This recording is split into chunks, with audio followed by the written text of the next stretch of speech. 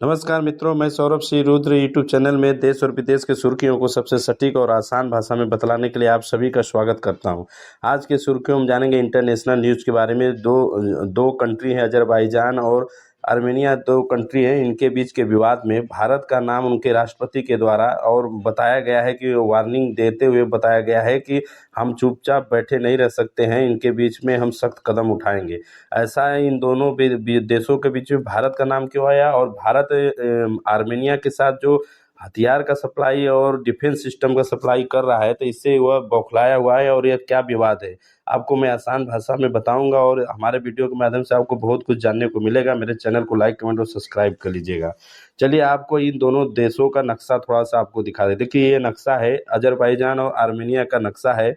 Armenia में लगभग सभी बॉर्डर इसका जो है ज़मीनी है और इसकी आबादी 28 लाख 28 लाख के 27 लाख के लगभग बताई जाती है। और यहाँ पर लगभग क्रिश्चियन की बहुमिता है, क्रिश्चियन जाति का, ईसाई जाति का बहुत बहुत लोग हैं। और इसी प्रकार अजरबैजान का भी तो 96% यहाँ मुस्लिम, 1 करोड़ मुस्लिम आबादी क्षेत्र है।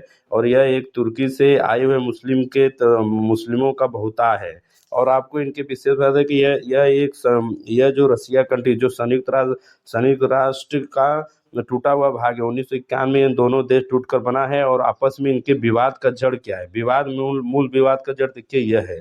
यहाँ पर जो एक एक एक एक जगह है जिसका नाम है नगोनो कराबाग को लेकर यहाँ पर 1991 से लेके विवाद खड़ा हुआ। नगोनो कराबाग का मतलब समझ लीजिए कि इसमें जो यह नगोनो कराबाग है, यह देश में देखिए यहाँ पर, और ये अजरबैजान के क्षेत्र में आता है। यहाँ पर आर्मेनिया के लोग बहुता में रहते थे और अपनी मांगे रखते थे कि हमें आर्मेनिया में मिला दिया जाए, दिया जाए अपनी आर्मी खड़ा के लिए। और बहुत से ही दंगा फसाद और संघर्ष करने लगे। तो इस चीज़ को देखते हुए अजरबैजान ने 2023 में एक भयंकर युद्ध किया और अपने कब्जा में किया। वहाँ से जो अजरबैजान के जो इस्लाम वाले जो क्रिश्चियनिटी थी, वह वहाँ से निकल के आर्मेनिया में भाग कर निकल गए। इससे बौखलाए हुए आर्मेनिया के साथ युद्ध किया और उसके बाद अजरबैजान उससे जीत लिया।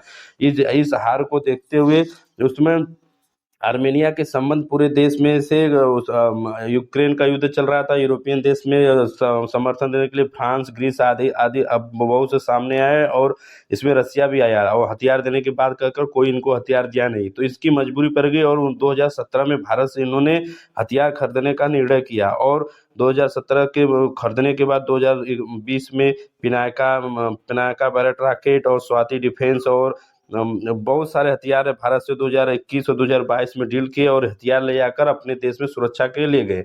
तब मैं आप समझता हूँ, आपको समझ में आया होगा कि आर्मेनिया को जब भारत हथियार सप्लाई दे रहा है तो अजरबैजान क्यों बौखलाया है। इसीलिए बौखलाया हुआ है।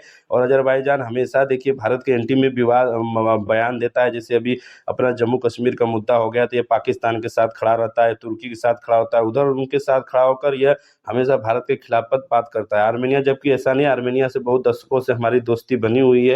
और हमारे साथ लेकर बिट्टो, हाँ, भारत के साथ बिट्टो का भी लेकर आर्मेनिया हमेशा भारत के पक्ष में ही वोट देता है, भारत के पक्ष में ही वोट दिया था। अब आपको समझ में आ गया होगा कि अजरबैजान क्यों बौखलाया हुआ है। और ये भारत के जो डिफेंस है, वो जितने भी हथियार ले गया है आर्मेनिया, इस पर उसको विश्वास है और इससे वो अजरबैजान डरता है। और यहाँ पर हमारी एक सप्लायर विधि भी बढ़ी है, तो इस पे आके वो सख्त कि उनके जो राष्ट्रपति जी हैं, जो वहाँ के अजरबैजान के राष्ट्रपति जी ने बोला सख्त कदम उठाता। देखने को आगे भविष्य में मिलेगा कि आगे वो सख्त कदम क्या उठाते। आई होप मैं समझ गया होगा कि आपको मेरी बातें समझ में आई होगी। अगर समझ में आई हो तो लाइक, कमेंट और सब्सक्राइब कर लीजिए।